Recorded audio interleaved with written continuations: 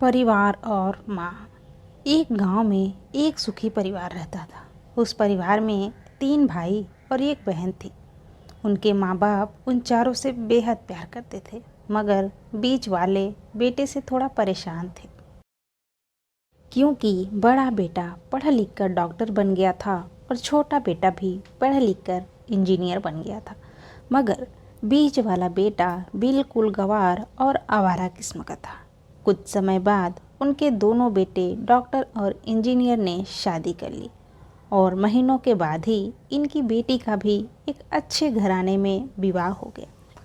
मगर बीच वाला बेटा अभी भी कुंवारा ही था। वह अनपढ़ था और कहीं पर मजदूरी का छोटा सा काम करता था। उसको शादी के लिए कोई भी लड़की नहीं मिल रही थी। उसके माँ बाप उससे बहुत परेशान हो चुके थे। अब जब भी उसकी बहन अपने मायके आती तो वह अपनी डॉक्टर और इंजीनियर दोनों भाइयों से मिलती थी, परंतु बीच वाले भाई से बहुत कम ही मिलती थी, क्योंकि वह उसे बहुत ज़्यादा पैसे नहीं दे पाता था। लेकिन फिर भी वह अपनी बहन से बहुत अधिक प्रेम करता था।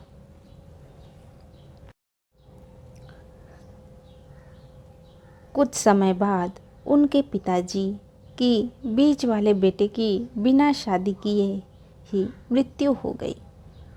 उसकी माँ ने सोचा, कहीं अब किसी के मुंह से बंटवारे की बात निकले, इससे पहले अपने ही गांव में एक सीधी साधी लड़की से मझले बेटे की शादी कर दी। शादी होते ही न जाने क्या हुआ, अनपढ़ बेटा अब मन लगाकर काम करने लगा और पहले से कहीं ज़्यादा मेहनत भी करने लगा। अब कोई भी पुराना दोस्त उसको मटर गश्ती के लिए बुलाने आता तो वह मना कर देता था। एक दिन उसके डॉक्टर और इंजीनियर भाई ने सोचा कि यह तो गंवार और अनपढ़ है, हम इससे कहीं ज़्यादा पैसे कमा लेते हैं, इसलिए अब हमें बंटवारा कर लेना चाहिए। माँ के लाख मना करने के बाद भी दोनों बेटों ने बंटवारे की तारीख तय कर दी और उन्होंने अपनी बहन को भी बुला लिया। तभी उनका गंवार भाई कहता है कि तुम लोग बंटवारा कर लो, मुझे जो बचे वो दे देना या ना देना, मैं शाम को आकर अंगूठा लगा दूंगा। तभी उसकी बहन कहती है, अरे बेवकूफ़, तू हमेशा बेवकूफ़ ही रहेगा क्या? ज़मीन का हिस्सा तो आमने सामने बैठकर होता है। और उसकी माँ भी उसे काम पर जाने से रोकती है। उसी वक्त वकील भी वहाँ आ जाता है और कहता है कि आपका सारा हिस्सा मिलाकर 10 बीघा ज़मीन और एक मकान है। अब यह बताओ किसको कितना हिस्सा देना है, मैं उसी हिसाब से कागज़ बनवा दूंगा।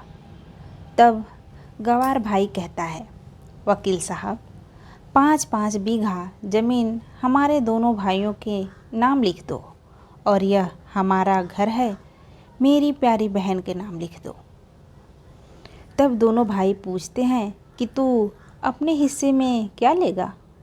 गंवार भाई कहता है कि मेरे हिस्से में मेरी प्यारी माँ है।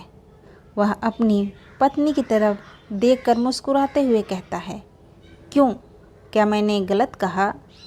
उस गंवार और अनपढ़ की पत्नी अपनी सास से लिपट कर कहती है, माँ से बड़ी वसीयत क्या होगी मेरे लिए। उसी वक्त उसका गंवार पति भी अपनी माँ से लिपट जाता है। गंवार बेटे और बहू के प्यार ने जमीन जायदाद के बंटवारे को एक सन्नाटे में बदल दिया।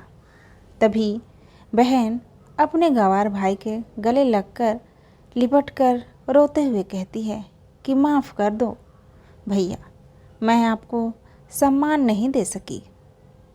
तभी उसका भाई कहता है, मेरी प्यारी बहन, इस घर में जितना अधिकार हमारा है उतना ही तुम्हारा भी है, और रही बात बंटवारे की, तो मैं बंटवारा नहीं करने से जीवन खत्म तो नहीं हो जाएगा? क्यों करते हैं हम बंटवारा? क्या हम एक साथ मिलकर नहीं रह सकते हैं जैसे हम बचपन में रहते थे? एक साथ मिलकर रहने को ही तो घर कहते हैं।